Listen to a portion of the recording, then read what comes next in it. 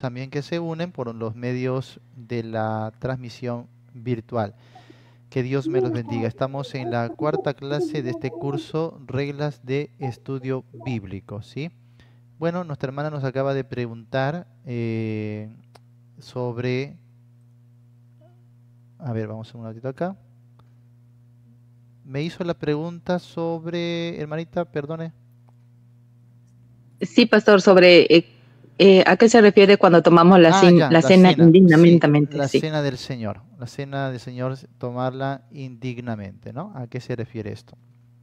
Bueno, a ver, me pueden hacer preguntas, yo les voy a responder con todo amor ya para poder ayudarles, pero recuerden que las preguntas tienen que ser del curso. Estamos en el curso Reglas de Estudio Bíblico, ¿ya?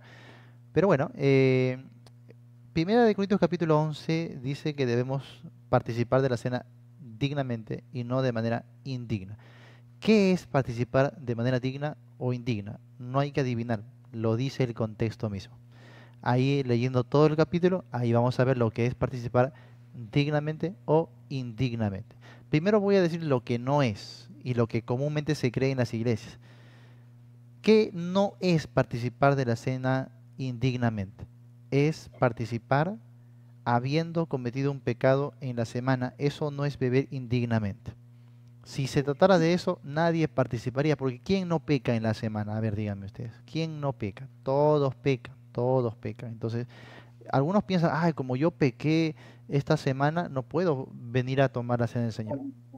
No es así. Recuerden que la Biblia dice que si confesamos nuestros pecados, Él es fiel y justo para perdonar nuestros pecados y limpiarnos de toda maldad. Primera de Juan, capítulo 1, verso 9. El creyente peca e inmediatamente es limpiado por Dios. Y cuando Dios limpia al creyente, nunca sucedió, es como si nunca hubiese sucedido ese pecado. Así que el creyente está completamente libre y puede seguir teniendo comunión con Dios y con su iglesia sin ningún problema.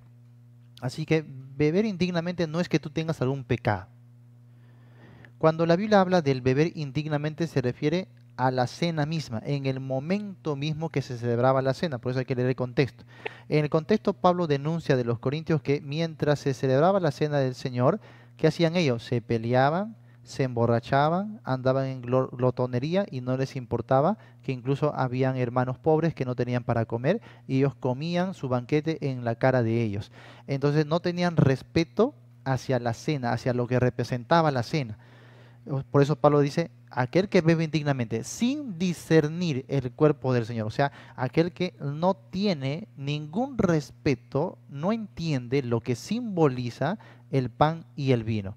Es una persona que no discierne el cuerpo del Señor.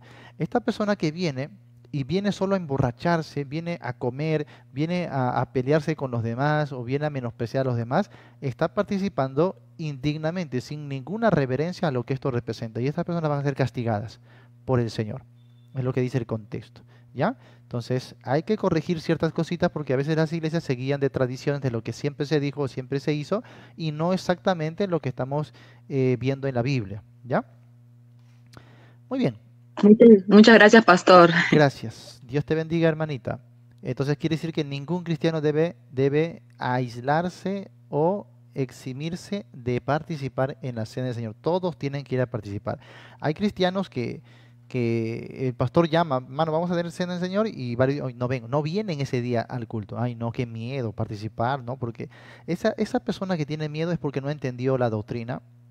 Quizás no entendió el evangelio, no lo sé, pero no entendió bien la doctrina o ha tenido una deficiente enseñanza, ¿no? Y piensa de que Dios le va a estar mirando por ahí algún pecado que tuvo en la semana, algo que por ahí hizo, entonces no, se acerca indignamente. No, no. Ya hemos dicho que si fuese así, nadie tomaría la cena del Señor. Más bien uno toma, ¿por qué? Porque uno confía en el Señor, en Cristo, en que su sangre nos limpie efectivamente de todo pecado. ¿Ya? Bien, después tenemos otras preguntitas. Vamos a ir adentrándonos al tema del curso, ¿sí? Reglas de estudio bíblico. Estamos en la primera regla, la regla de la base hermenéutica. ¿Y qué decía esta regla? Simplemente no inicie ningún estudio bíblico sin un conocimiento básico de la hermenéutica y de su gran importancia, ¿no? La hermenéutica es el estudio de los principios de interpretación, con el fin de entender el texto como se quiso que se entendiese. De manera que interpretar solamente quiere decir entender lo que se ha escrito, comprenderlo bien. Así que, ¿cómo interpretamos? Con buena comprensión lectora. Sin comprensión lectora no vamos a interpretar, sino que vamos a malinterpretar. Así que debemos mejorar nuestro vocabulario y nuestra comprensión de los textos, ¿sí? No te vaya a pasar como una vez, yo estaba predicando y estaba enseñando sobre los oficiales de la iglesia. Y entró un hermano muy ofendido y me dijo, pastor, ¿qué hace usted enseñando estas barbaridades? Y yo le dije, pero ¿qué de más lo tiene enseñar de los oficiales de la iglesia? No, que pastor, ¿por qué usted enseña de los oficiales en la iglesia? ¿Pero qué tiene de malo, hermano? Le dije.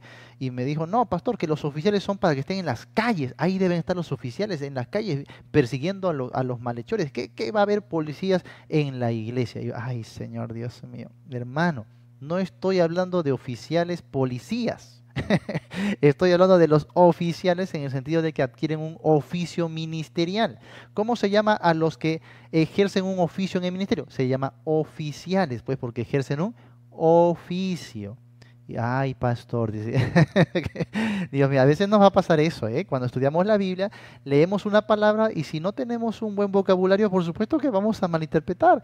Justamente ayer me escribió una hermana diciendo, pastor, acá dice este verso que aquel que no condena se debe condenar. O sea, una persona puede enviar a otra al infierno. Y yo, ay, no, no, hermanita, no es eso. Lo que pasa es que la palabra condenar o condenación tiene bastantes acepciones o significados.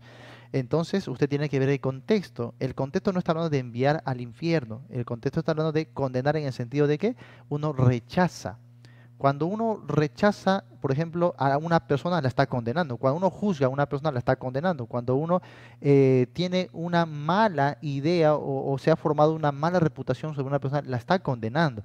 Entonces, la condenación tiene múltiples acepciones. No toda vez que tú leas condenación en la Biblia, significa la condenación en el infierno. ¿Sí me dejo entender? Así también, cuando usted encuentre la palabra salvar o salvación, no siempre se refiere a la salvación eterna. No siempre se refiere a la salvación del alma. La palabra salvación también tiene diferentes significados y usted tiene que analizar ese significado por su contexto. Bueno, más adelante vamos a ver justamente las reglas del contexto. Pero ahora estamos en la base hermenéutica. Usted tiene que tener una noción de lo que es la hermenéutica, de lo que son las reglas hermenéuticas, los principios hermenéuticos o los métodos hermenéuticos. No se necesita ser un experto en eso, pero por lo menos tener una noción básica, sobre todo por qué es tan importante la hermenéutica, y a partir de eso yo voy a comenzar a perfeccionarme cada vez más en la hermenéutica, ¿no? Con libros, fuentes, literaturas, ejercicios, ¿no? Con algunos cursos especiales para eso. Yo voy perfeccionándome en la hermenéutica. Si usted no hace eso, usted va a estar siempre un paso atrás porque hay cosas que no va a saber, no va a poder interpretar porque no tiene esa herramienta para hacer una buena interpretación.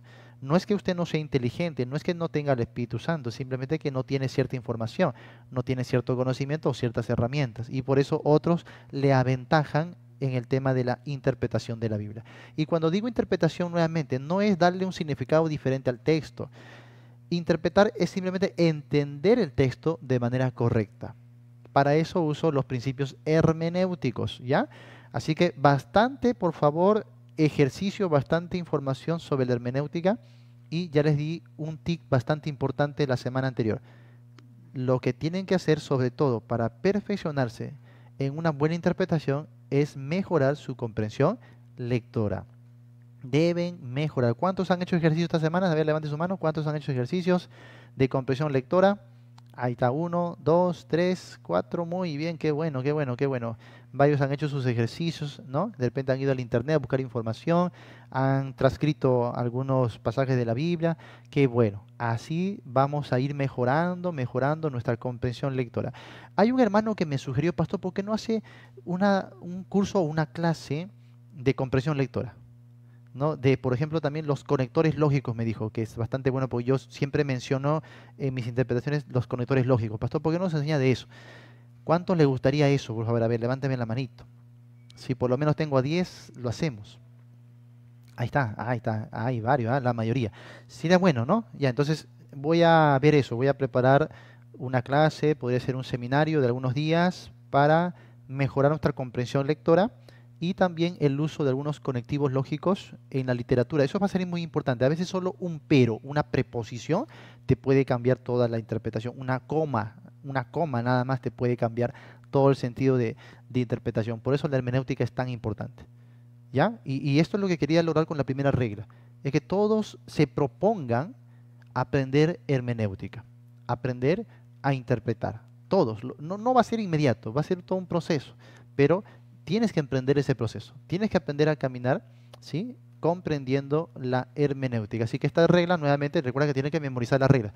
Se llama la regla de la base hermenéutica. La regla dice así: no inicien ningún estudio bíblico sin un conocimiento básico de la hermenéutica y su gran importancia.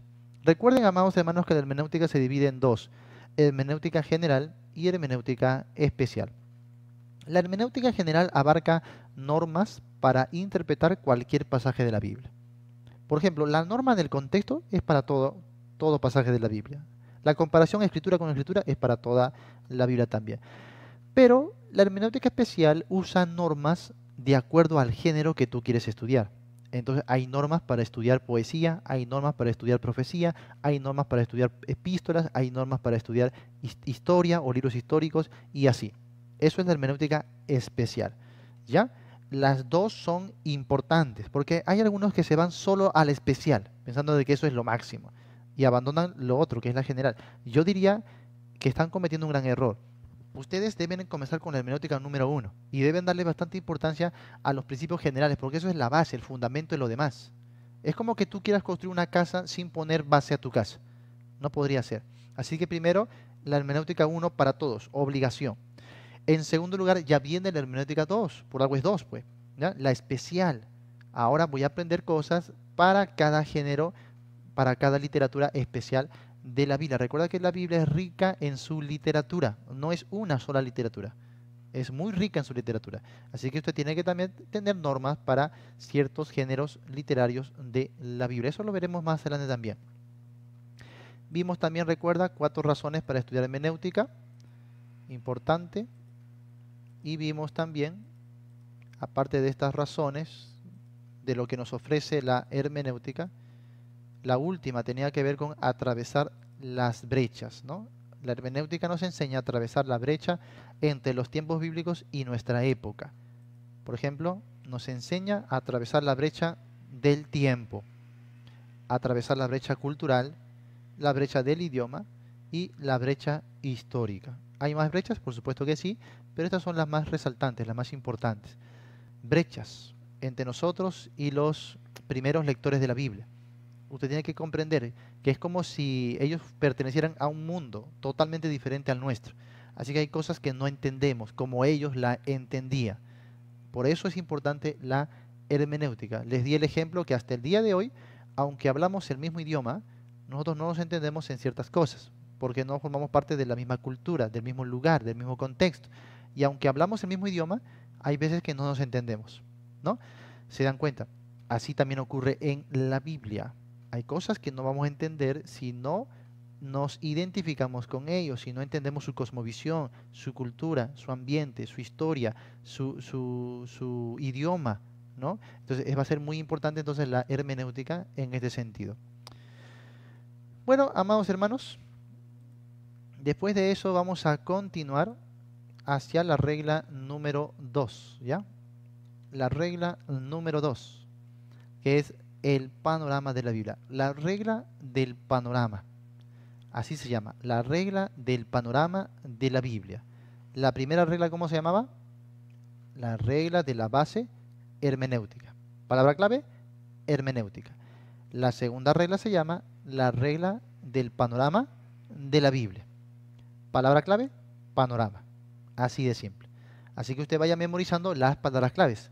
1, hermenéutica. 2, panorama. Ya está. Con que usted memorice esas palabras claves, va a ver que eso le va a ayudar muchísimo. Usted va a recordar y lo va a poder aplicar en su estudio personal de la Biblia. Muy bien. Así que estamos en la regla número 2, el panorama de la Biblia.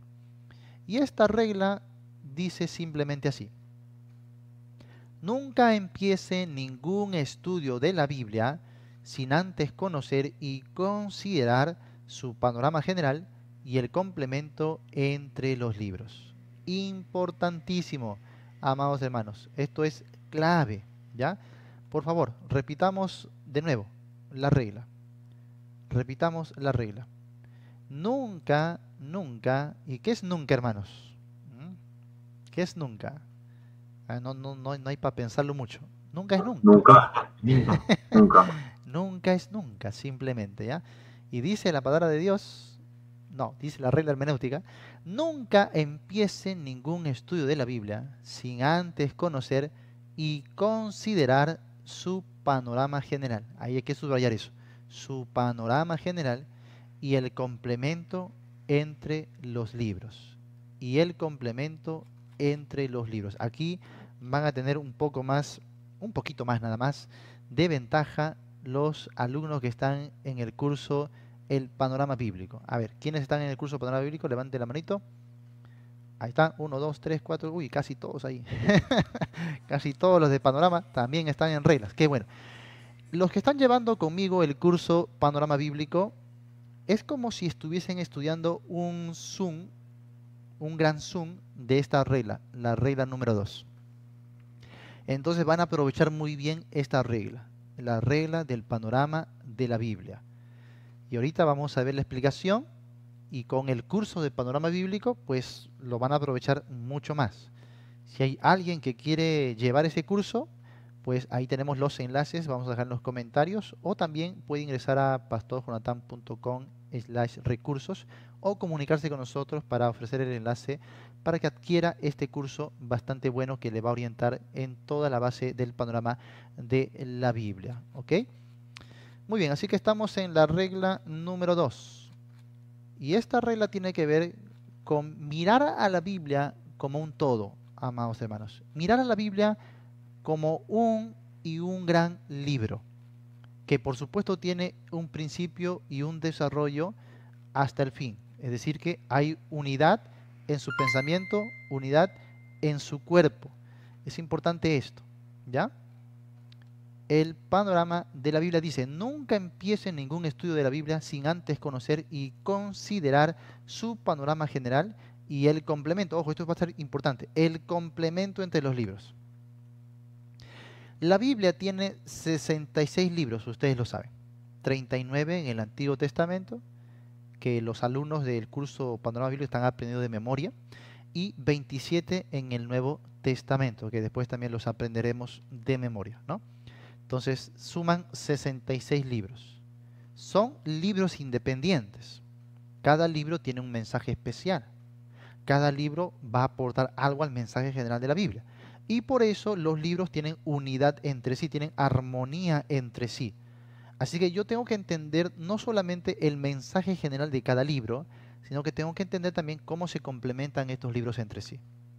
Ahora, todos los libros de la Biblia se van a complementar en relación a la persona de Jesucristo. Eso es lo que hay que saber desde estos momentos, ¿ya? Todos los libros de la Biblia se van a relacionar entre sí en relación a la persona de Jesucristo y en base a un solo tema. ¿Cuál es ese único tema que une todos los libros de la Biblia? Díganmelo ustedes, por favor, a ver, rápido, en una sola La palabra. gloria de Dios. La salvación. El reino. La adoración y exaltación a Dios. El reino eterno. El Reino de Cristo. Reino. Sí, el reino de Cristo también. Bien, tenemos ahí a un público dividido, ¿no? A un público dividido que ahorita van a entrar en debates y en confrontaciones. Muy bien, eso me gusta mucho. A ver, yo sé que muchos, por de repente algún tipo de enseñanza, algún tipo de tradición, siempre responden, y no hay clase donde yo hago esta pregunta y alguien no responda: es la salvación. Si yo les pregunto cuál es el tema central de toda la Biblia o el tema más importante de la Biblia, la mayoría respondería la salvación, pastor, o la redención. ¿No es así? Y así respondemos porque nos han enseñado, porque creemos que es lo correcto, pero no. La salvación no es el tema central ni más importante de la Biblia, no es el eje en el cual se unen todos los libros de la Biblia, sino ¿cuál es? Lo dijeron algunos. Es Adoración y exaltación a Dios. Reino. bueno, El establecimiento del reino. el reino de Dios. Sí, el reino de Dios es el tema central y más importante de toda la Biblia. El reino de Dios es el eje de toda la Biblia, de los 66 libros. Los 66 libros se unen en este hilo. Es como que, a ver, tuviéramos un gran hilo o un gran túnel o un gran puente, y entonces los libros de la Biblia fueran como unas ranuras o unos detalles, ¿no?, que conforman todo ese puente, y entonces todos se complementan en base a una sola línea de pensamiento. Esa línea de pensamiento es el reino de Dios. Ahora, si queremos sumarle un poquito más de detalle a eso, es el establecimiento del reino de Dios. ¿Dónde? ¿Dónde? La tierra. Aquí en la tierra. La tierra. Ahí está, por La tierra. supuesto, claro que sí. Aquí en la tierra. En la tierra. Pastor, ¿qué pasó? Nos hemos vuelto testigos. No, no, no, no nos hemos vuelto testigos. Simplemente tenemos que ir a la Biblia y leer la Biblia, y la Biblia nos dice que el reino de Dios se establecerá aquí en la tierra. Fue la doctrina o el dogma católico que enseñó al mundo que un día alguien muere y su alma se va al reino celestial, a un reino así lejos, fuera del universo, y que su cuerpo quedará aquí en la tierra y volverá al polvo, y de ahí ya su cuerpo desaparecerá, y en forma espiritual la persona se irá al cielo para siempre. ¿Cuántos han creído así? Incluso hay algunos que han creído así hasta el día de hoy. ¿Cuántos han creído así hasta el día de hoy? ¿Ah? A ver, sincérense. Algunos han creído así. Y no se avergüence, que yo también he creído así, pues porque así nos han enseñado. Así que por muchos años yo creía eso también, ¿no? Pero no, la Biblia no enseña eso, hermanos. La Biblia enseña que aquellos que han partido con Dios volverán a sus cuerpos. Por eso uno de los temas claves de toda la Biblia es la resurrección. Y la resurrección está estrechamente ligada a la verdad del establecimiento del reino de Dios. Porque para que Dios reine en la tierra, ¿qué tiene que tener? Un pueblo, pues, un pueblo sobre el cual reinar. Así que todos los que han muerto en el Señor con la fe en Dios van a volver a sus cuerpos, van a resucitar. Ahora, algunos estarán preguntándose, pastor, ¿y los que han sido cremados? También. No hay forma que se impida. No importa si ha sido quemado, si ha sido ahogado. No importa, hermano, nuestro Dios es todopoderoso. Él va a volver ese cuerpo a su estado, y es más, lo va a volver a un estado mejor que el que antes, porque no solamente resucitará, sino que el cuerpo será glorificado. Eso enseña la Biblia, que todos resucitaremos, volveremos a nuestro cuerpo, y que así en cuerpo, alma y espíritu ingresaremos al reino de Dios aquí en la tierra. Dios descenderá aquí a la tierra. Entonces, tener bastante cuidado. Yo sé que esto va a ser conflicto en algunos, porque cada vez que recibimos una enseñanza, pues, que choca con aquello que siempre hemos tenido, obviamente que tenemos un shock, tenemos ahí algo que, oye, ¿qué pasa con esto? Yo no lo he visto así. Pero para eso justamente es la Biblia. Hay que estudiar la Biblia y ver lo que la Biblia está diciendo realmente. Por ejemplo, a ver, vamos a Apocalipsis, porque esto es algo tan claro que incluso lo han leído. Yo sé que lo han leído, pero como a veces estamos con ese velo ahí, ¿no? O esos lentes de lo cual siempre nos han enseñado, entonces, aunque esté el pasaje muy claro, pues como que no lo apreciamos así, ¿no? Bien, vamos al libro de Apocalipsis. Y vamos a ver, por ejemplo, el capítulo 21. El capítulo 21. ¿Ok? Aquí vemos, por ejemplo, la revelación de la ciudad celestial, la Jerusalén, ¿no? La nueva Jerusalén. Vemos sus características, sus detalles, ¿sí? Interesante lo que nos dice aquí. Verso 22, dice, y no vi en ella templo, porque el Señor Dios Todopoderoso es templo de ella y el Cordero. La ciudad no tiene necesidad de sol ni de luna que brillen en ella, porque la gloria de Dios la ilumina y el Cordero es su lumbrera. Y las, ¿qué dice? Naciones que hubieran sido salvas. Hermano, ¿habrá naciones? Por supuesto que sí. En el reino eterno habrán naciones. Así como hoy hay naciones, habrán también naciones. Y dice, las naciones que hubieran sido salvas andarán a la luz de ella, y los reyes de la tierra, ojo, ¿qué dice? ¿Reyes del cielo o reyes de la tierra? Reyes de la tierra. La tierra. De manera que será en la tierra, y habrá reyes, habrá reyes. Y los reyes de la tierra traerán su gloria y honor a ella. Sus puertas nunca serán cerradas de día, pues allí no habrá noche. Y llevarán la gloria y la honra de las naciones a ella. No entrará en ella ninguna cosa inmunda, o que hace abominación y mentira, sino solamente los que están inscritos en el libro de la vida del Cordero. Y ahí tenemos entonces lo que va a suceder, ¿sí? A ver, vamos más allá. En el capítulo 22 también vemos allí una descripción de lo que será esta vida. Después me mostró un río limpio de agua de vida, resplandeciente como cristal, que salía del trono de Dios y del Cordero. En medio de la calle de la ciudad, y a uno y a otro lado del río, estaba el árbol de la vida, que produce 12 frutos, dando cada mes su fruto, y las hojas del árbol eran para la sanidad, otra vez, de las naciones. Y no habrá más maldición, y el trono de Dios y del Cordero estará en ella, y sus siervos le servirán, y verán su rostro, y su nombre estará en sus frentes. No habrá allí más noche, y no tendrán necesidad de luz de lámpara, ni de luz de sol, porque Dios el Señor los iluminará, y reinarán, mira, por los siglos de los siglos. O sea, habla del reino eterno, y en el reino eterno estarán en la tierra, estarán viendo, apreciando la nueva Jerusalén, que habrá descendido de los cielos a la tierra. O sea, esa ciudad celestial está hoy en los cielos, pero la Biblia dice que descenderá, Dios la traerá, esa ciudad, aquí a la tierra, y allí morará Dios. Entonces Dios reinará aquí en la tierra, y su pueblo también reinará con Dios, ¿no?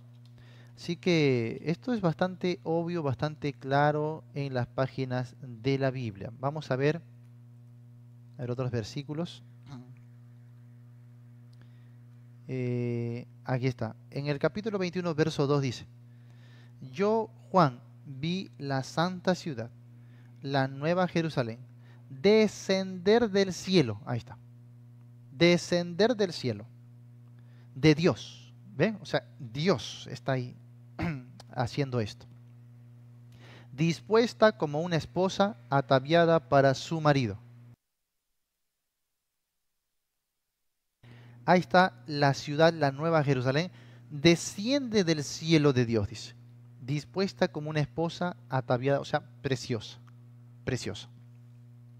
Desciende de los cielos, ¿a dónde? A la tierra. Bueno, yo sé que algunos todavía, a pesar de esta evidencia bíblica, estarán teniendo algo de duda en su corazón. Pastor, ¿pero qué dijo Jesús al irse en el Evangelio de Juan? No dijo, en la casa de mi Padre muchas moradas hay. Si no fuera así, yo no los hubiera dicho. Pero siendo así, voy a preparar morada para vosotros. Y luego vendré y los tomaré a mí mismo, para que donde yo esté, vosotros también estéis. Y a veces el Señor habla de que en la casa de su Padre hay morada, y ahí nos llevará. Claro que sí, pero ¿eso contradice el hecho de que Dios luego vaya a traer esas moradas a la tierra? No, no lo contradice, solo que tienes que ver el complemento. Es cierto que hay moradas que están siendo preparadas en el terreno, bueno, no es terreno, pero en el espacio celestial. Hay ahí moradas, están siendo preparadas, pero la Biblia se complementa con la revelación del Nuevo Testamento diciendo que esas moradas descenderán aquí a la tierra. Justamente Apocalipsis nos dice cómo sucederá todo al final de los tiempos. Y dice que esa ciudad, esas moradas, descenderán aquí a la tierra. Y Dios mismo descenderá. ¿Has leído eso? ¿Ah? Dios mismo descenderá. A ver, vamos a otra vez a Apocalipsis. Porque algunos, al parecer, no han leído o no han leído correctamente, ¿ya? No lo han leído con detalle. A ver, vamos a capítulo 21. Capítulo 21. ¿Qué es lo que desciende primero, según el verso 2? La santa ciudad, la nueva Jerusalén. Desciende, ¿sí o no? Ahora, verso 3. Y oí una gran voz del cielo que decía, he aquí el tabernáculo de Dios con los hombres. Qué interesante, porque ahí tú vas a entender el tipo del tabernáculo. Esto sucedió desde la primera creación, desde los días de la creación. Por ejemplo, el Edén. El Edén era un tipo del tabernáculo de Dios, o más propiamente del lugar santo, porque el tabernáculo era la tierra completa, la morada preparada por Dios. Dios creó la tierra para que ahí Él viva con los hombres, y Él sea su Dios y ellos sean su pueblo. Ahí es lo que llamamos la invitación al reposo de Dios. En la Biblia la palabra reposo quiere decir bienestar, plenitud de bienestar. Es lo que Dios disfrutaba en la eternidad. ¿De qué disfrutaba Dios? De bienestar total. Dios crea al hombre y lo invita a su reposo. Entonces crea al mundo y dice, aquí está nuestro tabernáculo. El tabernáculo es el lugar donde Dios va a reinar sobre el hombre y sobre toda la creación. Entonces el hombre tenía el Edén como un aspecto del lugar santo de Dios, ¿no? Sabemos que el hombre pecó y fue sacado del Edén. Pero luego Dios, cuando tomó al pueblo de Israel, Él creó lo que llamamos en teología un microcosmos. Él creó el tabernáculo con Moisés, para que allí la presencia de Dios habitase justamente en el lugar santísimo y en medio de la ciudad. Esto es lo bastante interesante, que la tienda del tabernáculo estaba en el centro del campamento del pueblo. Todas las casas estaban alrededor al tabernáculo de Dios. Eso era figura del reino de Dios. Dios con su pueblo morando. Entonces el tabernáculo se volvió como una especie de microcosmos. Luego ese tabernáculo se volvió un templo. Ahora el templo era el microcosmos. Ahí se disfrutaba la plenitud con Dios en forma simbólica. Luego el templo se espiritualizó. El templo somos nosotros y Dios habita en nosotros. Pero luego, en el futuro, Dios traerá a cumplimiento todo el tabernáculo en la tierra completa. Por eso dice que la ciudad, ¿lo has leído con atención? La ciudad no tenía templo. ¿Por qué no tiene templo esta ciudad? Porque los templos solamente eran figuras de la presencia de Dios, mas en ese tiempo la misma presencia de Dios estará allí. Ya por eso no hay necesidad de ¿qué? De templo. No hay necesidad. Entonces sigamos leyendo. Verso 3 dice, oí una gran voz del cielo que decía, he aquí el tabernáculo de Dios con los hombres, y Él morará con ellos. ¿Lo estás leyendo? ¿Sí? ¿Lo lees en tu Biblia? Está clarísimo, ¿no? Está clarísimo. Primero desciende la ciudad de Jerusalén a la tierra, y luego dice, he aquí el tabernáculo de Dios. Lo que en el Edén, ¿no?, fue una figura, y a través de la historia Dios usó varias figuras, ahora es una realidad.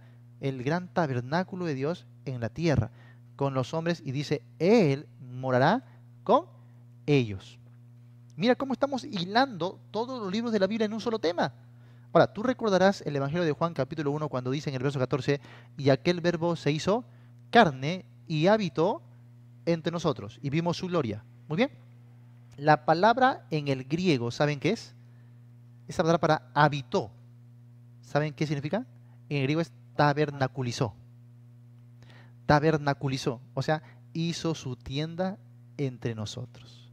Tomó la misma figura del Antiguo Testamento cuando Dios moraba en el tabernáculo.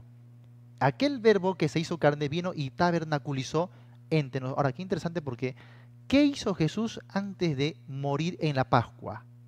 ¿Saben ustedes? ¿Qué hizo Jesús antes de morir en la Pascua? A ver, ¿quién me responde? No me digan agonizó, Antes de morir, no me digan agonizó, porque los voto. A ver, ¿qué hizo Jesús antes de morir en la Pascua? creo que cenó transfiguró. con todos los apóstoles, se reunió con ellos.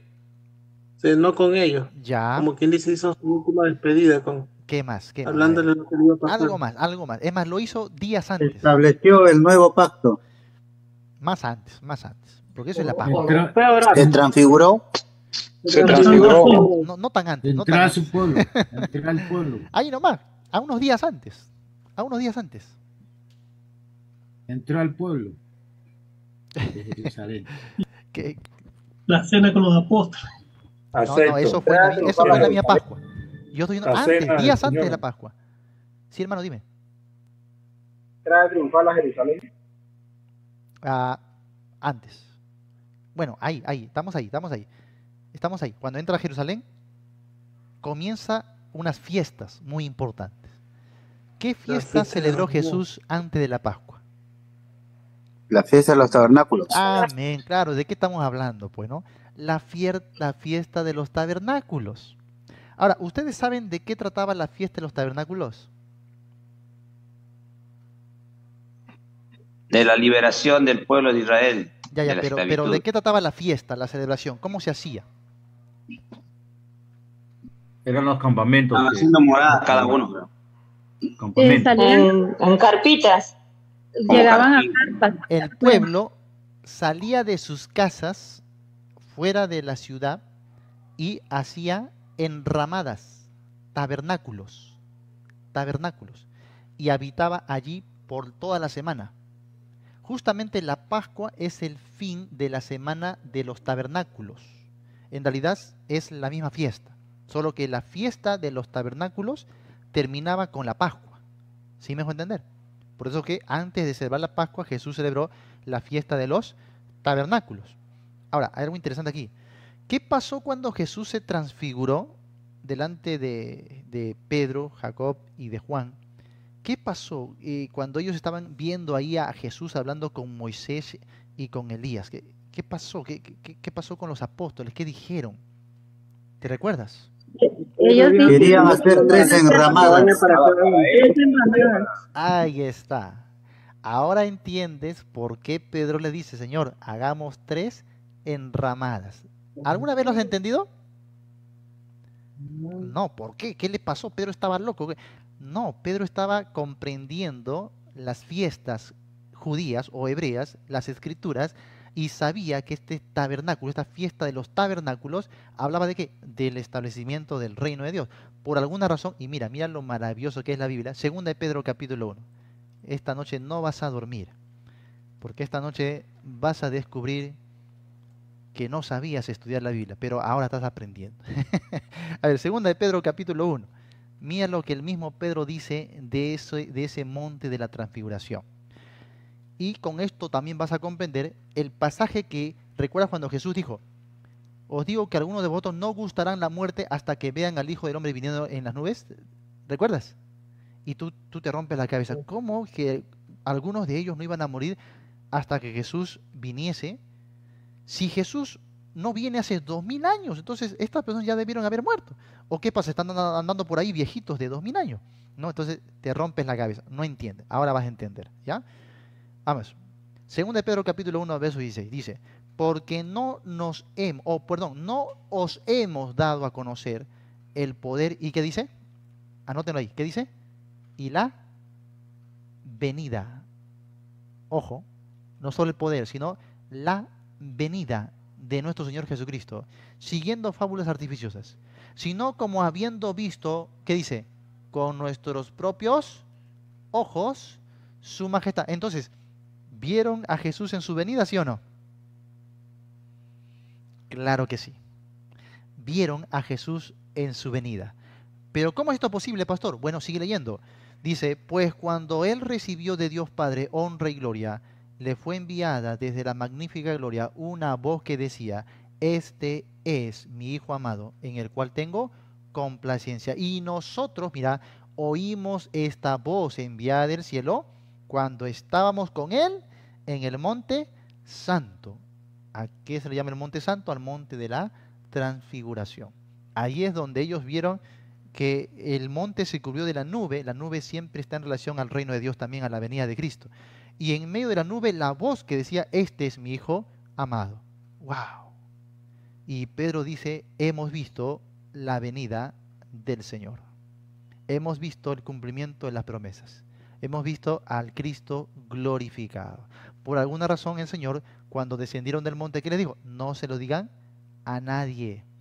No le cuenten a nadie lo que han visto, porque esto es una revelación teológica preparada para nosotros, que estamos el día de hoy aquí, ¿no?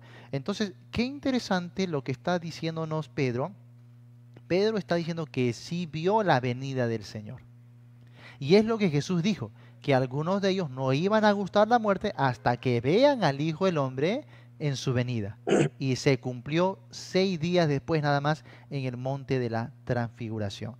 Y bueno, con eso entendemos también por qué Pedro le dijo, hagamos 3 enramadas. ¿De qué está hablando Pedro? De tabernáculos.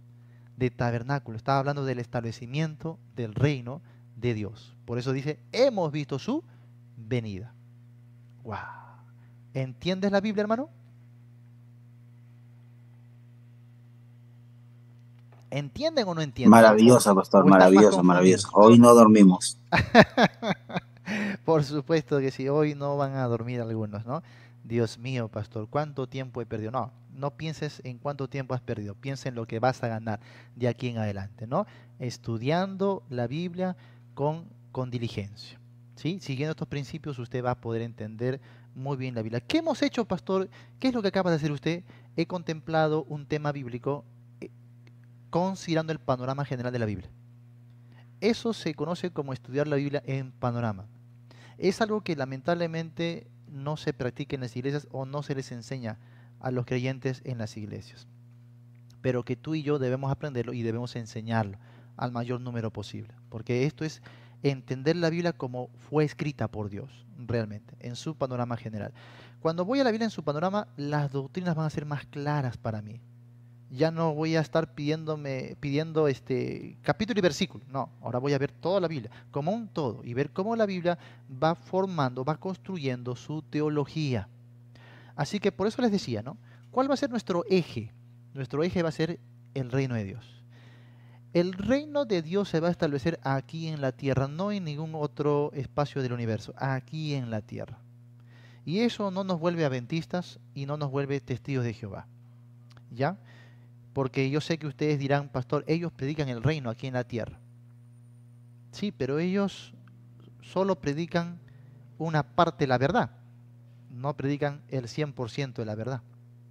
Es como los católicos. Los católicos creen, por ejemplo, en la Trinidad, ¿sí o no? Ahora, que crean en la Trinidad no quiere decir que son la iglesia verdadera o el pueblo verdadero, porque hay otras partes que no creen y no enseñan. Para que tú seas parte del pueblo de Dios tienes que creer el 100% de la doctrina bíblica, no una parte.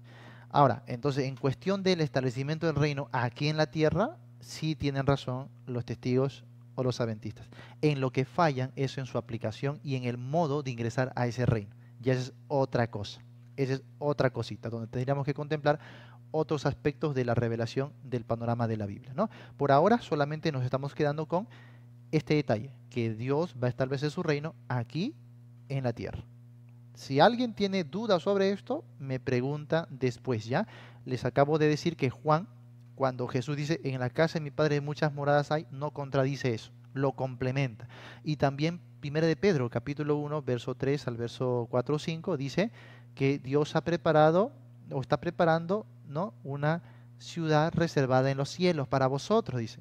Y no hay ningún problema, porque sí, está siendo reservada en los cielos, pero cuando venga el cumplimiento va a ser traída aquí a la tierra. O sea, todo lo que tienes que hacer es ver la Biblia como un complemento. Por eso ayuda mucho estudiar la Biblia en panorama. ¿Ya? Muy bien, amados hermanos, entonces aquí está una manera de poder comprender mejor la declaración de las Escrituras. La palabra clave va a ser panorama. Palabra clave, no se olviden, panorama. Vamos a ver. Toda la Biblia gira en torno a un tema grande. Ya lo hemos visto. ¿Cuál es ese tema grande? El reino universal de Dios. El reino universal de Dios, que será establecido aquí en la tierra. ¿Ya? Y bueno, entonces la Biblia se complementa en el Antiguo Testamento y el Nuevo Testamento en relación a un solo tema, el reino universal de Dios. El Antiguo Testamento prefigura, anuncia, y el Nuevo Testamento nos explica cómo se ha de establecer finalmente este reino. Pero ambos, Antiguo y Nuevo Testamento, están apuntando hacia el reino o el establecimiento del reino de Dios. Otra vez, aquí en la tierra. Ambos, o sea, toda la Biblia direcciona hacia el establecimiento del reino de Dios. Ahora mira el complemento que hay entre el Antiguo Testamento y el Nuevo Testamento. En el Antiguo Testamento tenemos la preparación del reino. Ahí vemos cómo Dios fue preparando un pueblo especial y cómo fue preparando al mundo en un proceso histórico, y de esa manera se fue preparando el establecimiento del reino de Dios. Todo en el Antiguo Testamento se preparaba para la venida de Jesús y la predicación del Evangelio. Pero en el Nuevo Testamento, ¿qué tenemos? La consumación del reino. Antiguo, la preparación, y en el Nuevo Testamento, la consumación del reino. El Antiguo Testamento anuncia a Cristo, ¿no? Como que anticipadamente nos dice que va a venir Cristo. Pero el Nuevo Testamento presenta a Cristo, nos revela a Cristo, ¿ya? Entonces ya se presenta a Cristo de una manera más clara, nos explica a Cristo. El Antiguo Testamento es la figura. Todo se da por un proceso de figura, es como si fuera la maqueta. Pero el Nuevo Testamento nos trae la realidad. El escritor de Hebreos diría, el Antiguo Pacto sería las sombras y el Nuevo Testamento sería la esencia, el cuerpo mismo. Entonces, el Antiguo Testamento vamos a ver ahí la figura y en el Nuevo Testamento vamos a ver la realidad. También, el Antiguo Testamento nos provee la semilla de la teología bíblica o las semillas de las doctrinas bíblicas, mientras que el Nuevo Testamento nos da los frutos de esas semillas. Así tienes que ver a la Biblia. Cuando tú abres tu Biblia en Génesis, no todo está contenido en Génesis, o sea, no toda la doctrina bíblica está en un solo libro, sino que Génesis tiene las semillas de esas doctrinas. Y a lo largo del progreso histórico de los libros bíblicos, esa semilla va germinando, va germinando, va germinando. Te voy a dar un ejemplo de esto. Sí, un solo ejemplo nada más. Vamos a ver el tema de los sacrificios. El tema de los sacrificios. Anota que no voy a repetir esto. ¿Dónde inicia las semillas de los sacrificios? Alguien me dice, ¿dónde inicia? ¿En qué relato bíblico inicia las semillas de la doctrina de los sacrificios? Caín y Abel. Caín y Abel.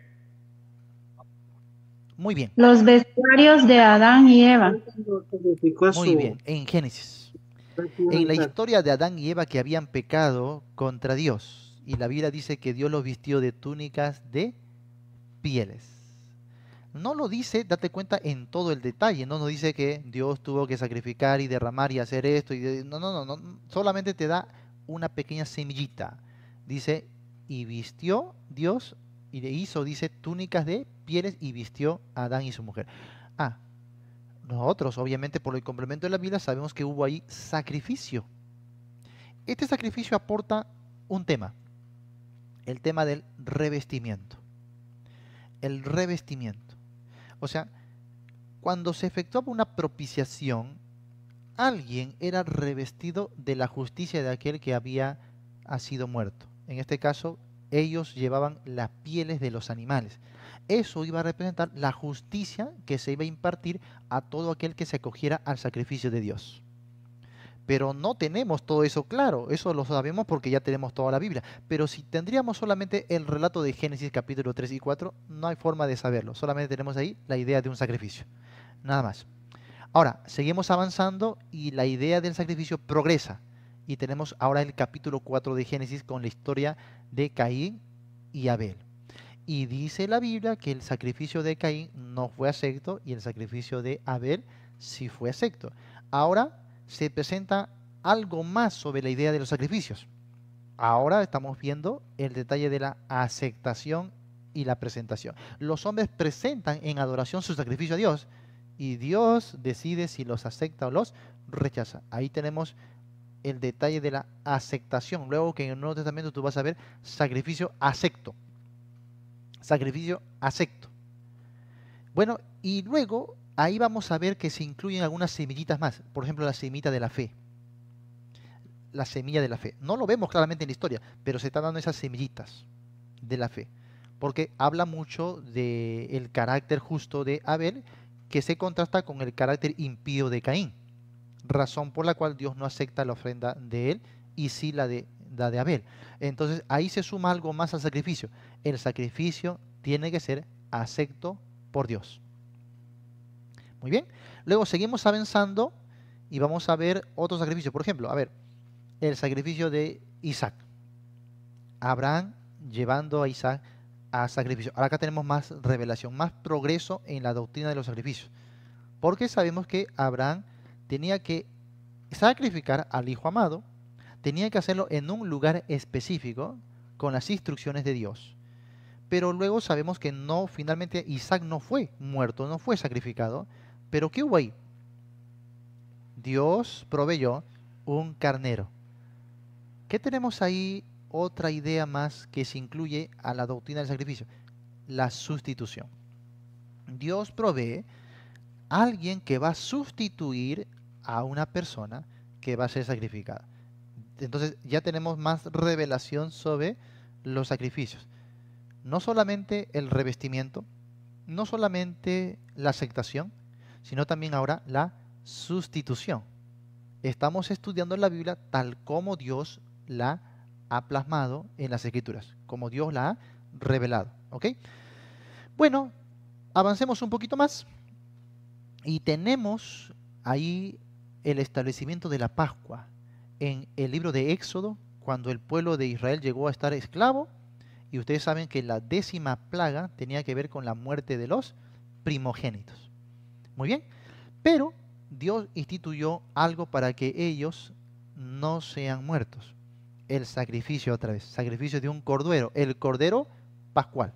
Ahora, la sangre del cordero se echaba en los dinteles de las puertas. Cuando Jehová pasaba por allí, veía la sangre y pasaba el largo. No moría aquellos que estaban dentro de aquella casa. ¿Hubo sacrificio? Sí, hubo sacrificio. ¿Y qué idea se suma del sacrificio ahí? ¿Qué progreso tenemos en el sacrificio? La sangre de Cristo. Bueno, la sangre de Cordero. Sí, la sangre es más evidente ahí, pero algo que tiene que ver con la sangre. Sobre la doctrina del sacrificio. ¿Perdón? Esa. ¿Saben? Es sencillo. La propiciación. Cuando marca las puertas con la sangre. Claro. La propiciación. La propiciación. De donde tenemos nuestra palabra propicio. ¿Qué significa propiciación? Propiciación significa aplacar, aplacar o satisfacer. En estos antiguos tiempos, una ofrenda propiciatoria era una ofrenda que se ofrecía para que un Dios aplaque su ira y no traiga el castigo merecido. Entonces, cuando Dios veía la sangre, había propiciación. Ya Él no derramaba su juicio, la muerte. Aplacaba la ira de Dios. ¿Ves cómo va progresando la doctrina del sacrificio? Se va añadiendo más detalles, pero todavía falta mucho. Ahora el pueblo había sido liberado, porque ahí también se suma la idea de la liberación por medio de una propiciación, pero el pueblo ya era libre. Ahora el pueblo fue establecido en el desierto, y ahí justamente Dios mandó a que se construyese el tabernáculo. Y en el tabernáculo había un lugar, el lugar santísimo, sobre el cual estaba el arca de la alianza. Interesante. Ahora, el sacerdote, se establece ahora un sacerdote. Mira que ahora la cosa está más formal. Ahora es más formalidad, porque había sacerdocio, tenía que ser de la tribu de Leví, de la casa de Aarón, tenía que haber ordenanzas, fechas, maneras, ¿no? Formas. Ya se está formalizando la idea del sacrificio. Y cuando el sacerdote ofrecía los sacrificios y la sangre era echada justamente en el propiciatorio, ¿qué otra idea se añade sobre el sacrificio?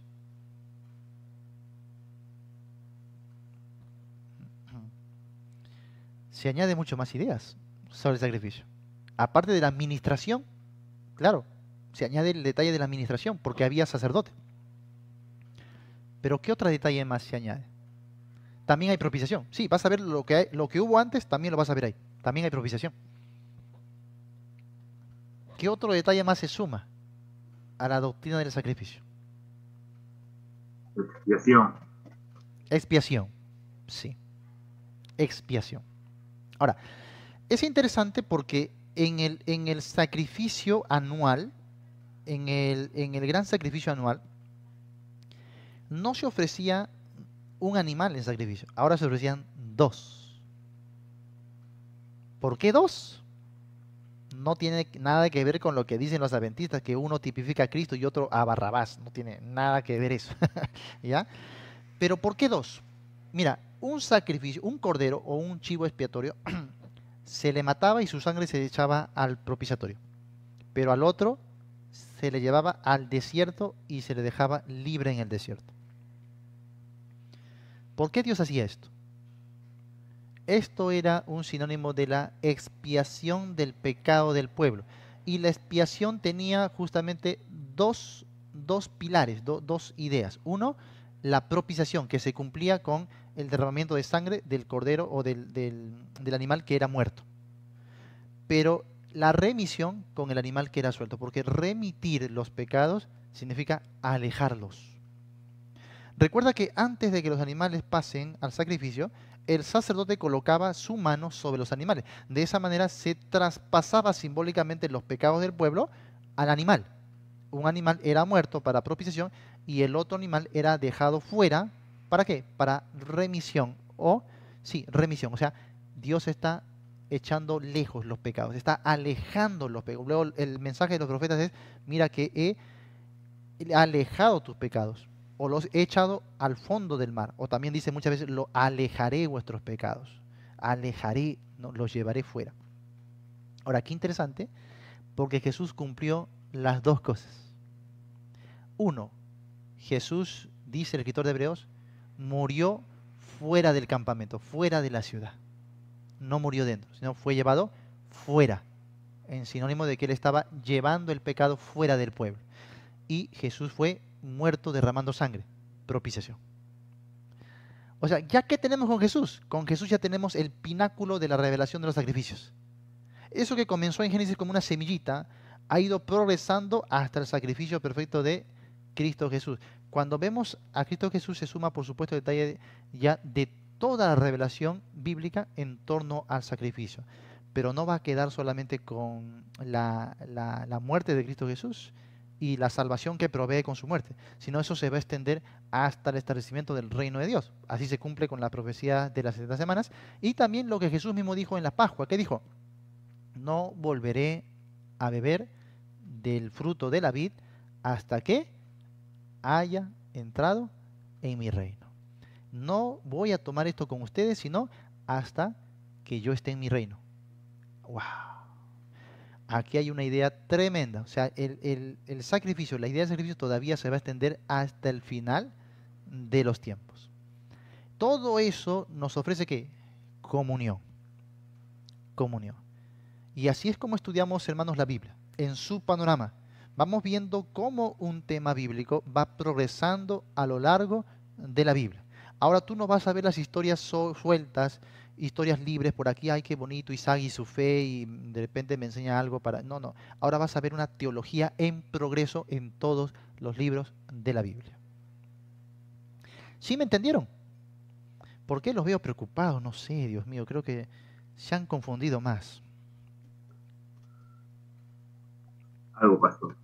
Veo con una cara de terror, de miedo. ¿Qué ha pasado, hermanos? ¿Ah? Dios mío. Dije No, que... pastor, para nosotros es algo bueno para los que, bueno, para mí, ¿no? Estoy ¿Ya? 2 años, ya con esto va a ser 3 años que soy creyente, recibí a Cristo y la verdad es, como dice el apóstol Pablo, no estoy tomando leche, sino ya directamente la vianda y la verdad me queda sorprendido. Y Claro que sí. agradezco por eso, la verdad es algo como para mí algo sorprendente que la Biblia mismo se expresa solo y se explica solo. Si es que uno tiene, como vos mismo dices, ¿no? Un panorama de la escritura, ¿no? Sí. Eso. Sí, y ustedes van a ver que las reglas se complementan. Como les dije antes, si uno, por ejemplo, está leyendo toda la Biblia, está teniendo buena comprensión, porque nada sirve leer si no tengo comprensión lectora. Vamos creciendo en la comprensión lectora y vamos leyendo toda la Biblia varias veces, por supuesto que el panorama va a ser cada vez más claro para mí. Y cuando el panorama sea claro para mí, las doctrinas bíblicas también van a ser bastante claras para mí. O sea, una cosa va a aportar a lo otro. No es que de lleno yo leo algo y ya, pastor, tengo que entenderlo. Algunos tiran la toalla porque, pastor, leo y no entiendo. No, es que hay pasos, hermano. Hay un progreso. No todos sabemos de la noche a la mañana. Tenemos que pasar un tiempo. Por eso que los primeros años de estudio bíblico yo me la pasé solo leyendo la Biblia. Leyendo y transcribiendo, leyendo y transcribiendo, leyendo y transcribiendo, ¿no? Entonces hay pasos. No queramos saltarnos al paso 10 si no hemos cumplido con el 1, el 2, el 3. ¿Sí me dejo entender? Entonces eso nos va a ayudar muchísimo. Ahora, discúlpeme que acá el CPU está debajo y está botando no sé por qué está botando un calor tremendo que me está dificultando la voz. Pero, a ver qué hora es, creo que estamos llegando al final ya de la clase. Así que si hay preguntitas, voy escuchando sus preguntas o sus comentarios.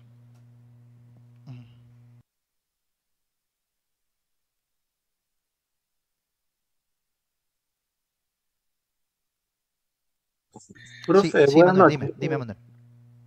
Yo tenía una duda, o sea, dos preguntas. La una era que cuando la Nueva Jerusalén viene a la tierra, va a estar, es como quien dice, a un lado, como en la atmósfera, o va a estar en la planicie ya, porque dice que estará en la tierra, ¿no? Pero también habla cuando dice que la guerra del Armagedón viene y salieron de todas las naciones del mundo y Satanás salió del pozo, el gran abismo, a atacarla, fue a la tierra de los santos, creo que dice, sí, fue al campamento de los santos y la atacó. O sea, ¿estaba ya en la tierra o estaba en el aire?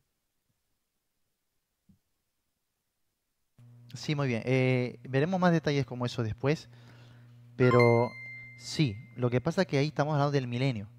El milenio sucederá aquí en la tierra después de la venida de Cristo Jesús. Él estará reinando aquí en la tierra durante 1000 años y durante esos 1000 años todavía existirán naciones pecaminosas, pecadoras, incrédulas. Dios no es que Jesús viene e elimina a todos los malos al instante, los deja por 1000 años más. O sea, eso que nos habla de la gran misericordia del Señor. Y además tiene que ser así, ¿por qué? Porque en el pacto Dios prometió que Israel sería cabeza de las naciones. Y si no hay naciones, ¿cómo va a ser cabeza de las naciones? Tiene que haber naciones, tiene que haber pueblos, pueblos incrédulos. Por eso que en el milenio todavía va a haber muerte, todavía va a haber pecado, todavía va a haber naciones incrédulas. Después del milenio, ahora sí, Satanás es suelto justamente por eso, para filtrar a aquellos que no son de la fe. O sea, qué increíble, porque la Biblia nos está revelando que la fe no es tanto un asunto de ver o no ver, sino es un asunto del corazón. Y eso, claro, lo hemos visto en toda la Biblia.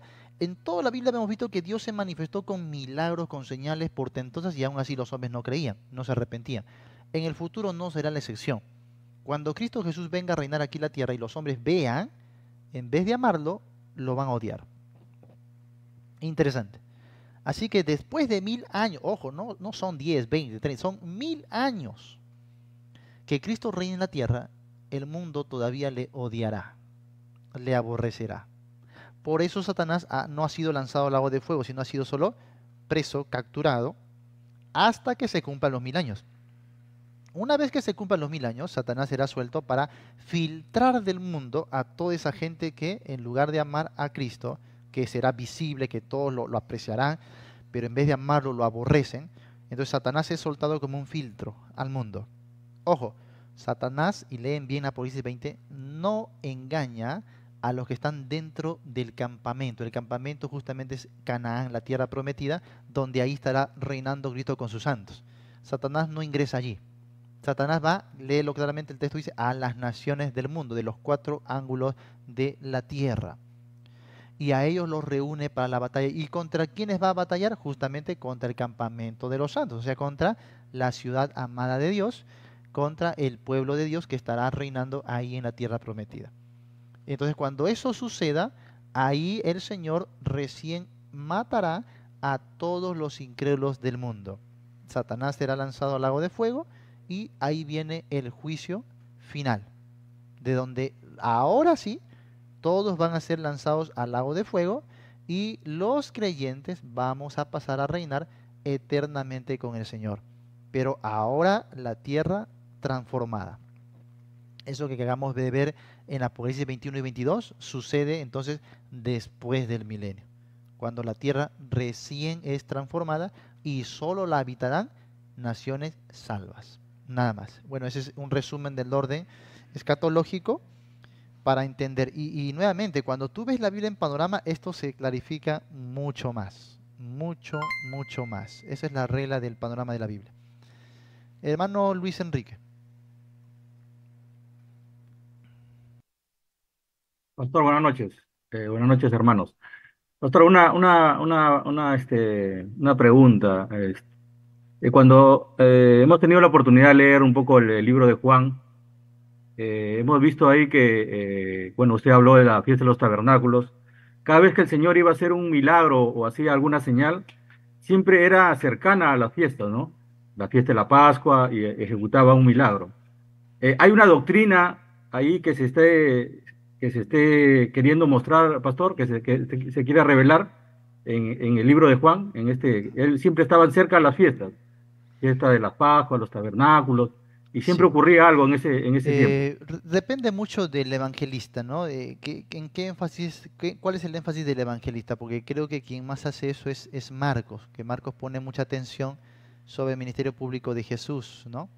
Y sí es cierto que Jesús tenía mucha relación con las fiestas, pero también, aparte de las fiestas, también él obraba.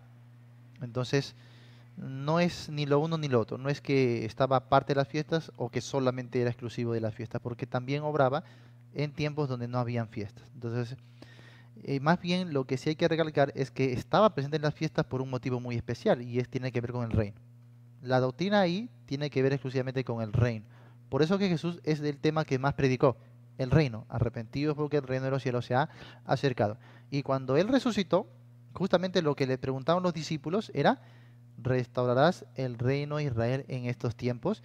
Ahora, ¿por qué le preguntan eso? Si tú lees versos antes, estamos en Hechos 1, si tú lees del verso 1 al verso 5, claramente dice que después de su resurrección pasó con ellos 40 días hablándoles acerca del reino de Dios.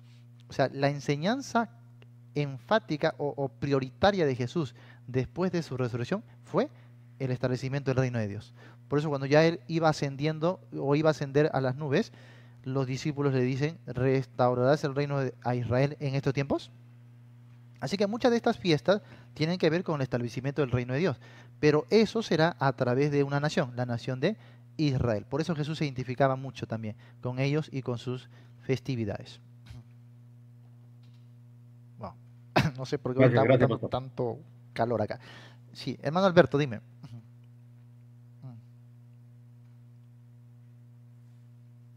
A ver, Ley, pues no sé si uno se apresura o pues como estamos viendo el panorama general, se iría de pronto uno ir más allá. Ya cuando venga el juicio final y que Dios viene a reinar, pues uno ha entendido que Jesucristo reinará por siempre. Entonces, ese reino final es el mismo Jesucristo. El reino final. Sí, sí.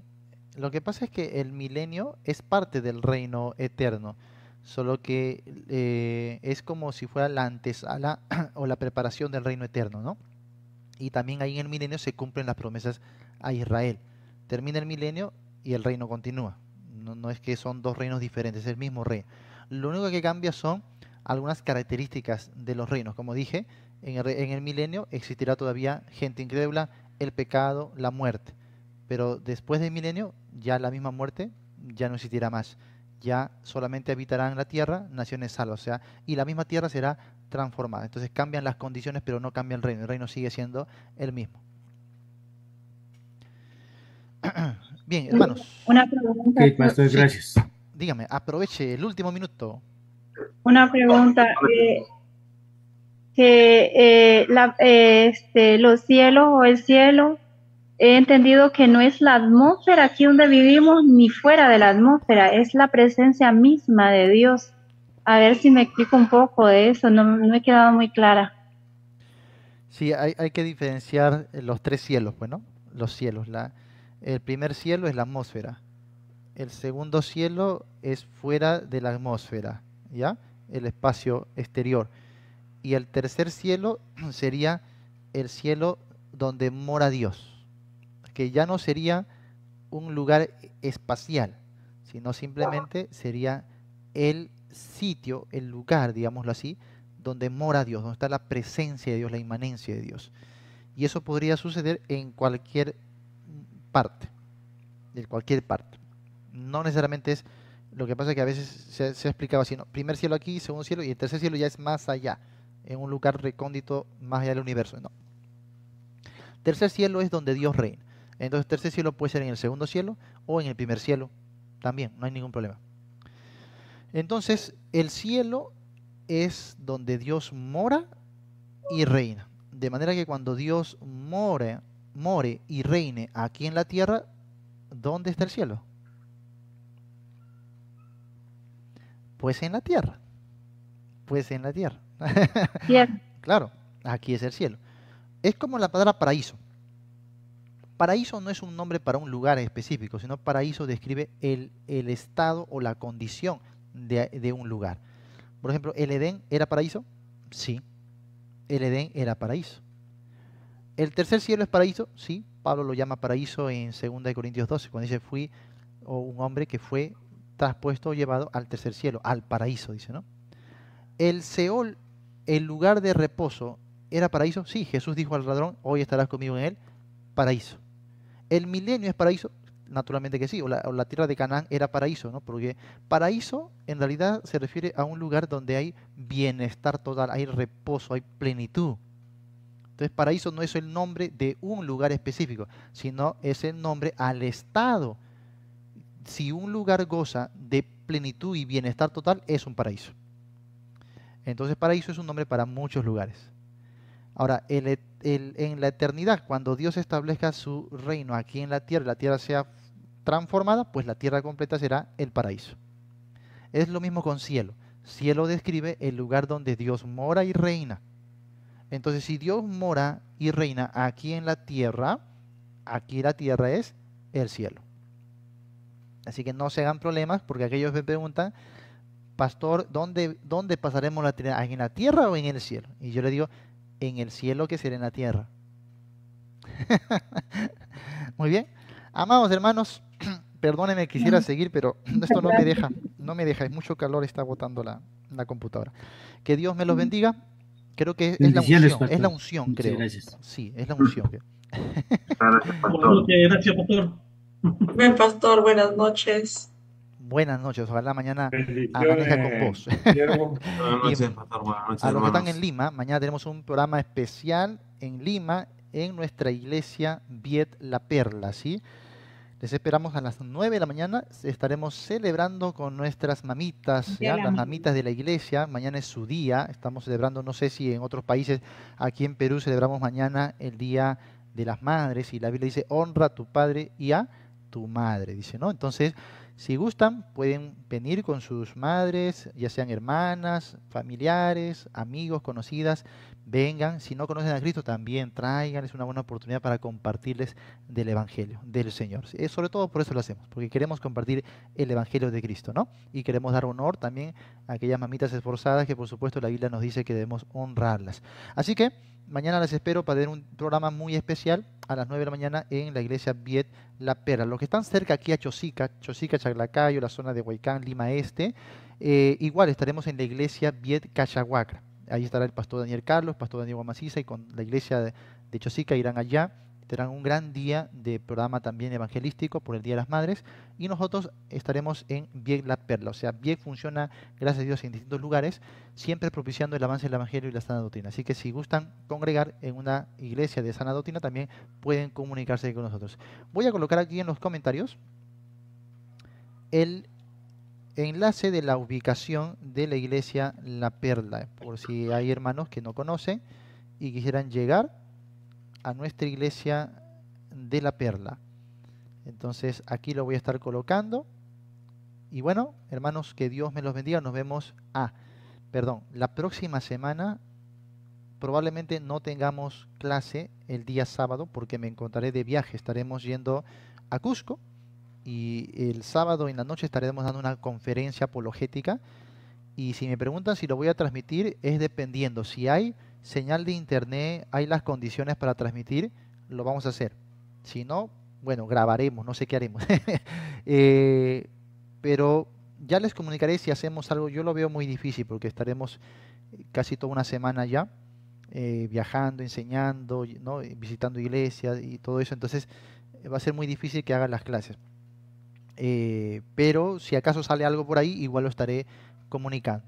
Igual estaré volviendo ya para el lunes 21, y le pido a todos sus oraciones para que Dios se glorifique, haya salvación de almas y también fortalecimiento de las iglesias y los siervos allá en Cusco, Perú. Muy bien.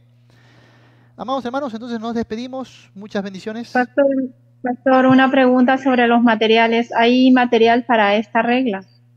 Claro que sí. El mismo enlace, ahí se estarán colocando los materiales, ¿ok? En el mismo enlace que les hemos provisto allí mismo.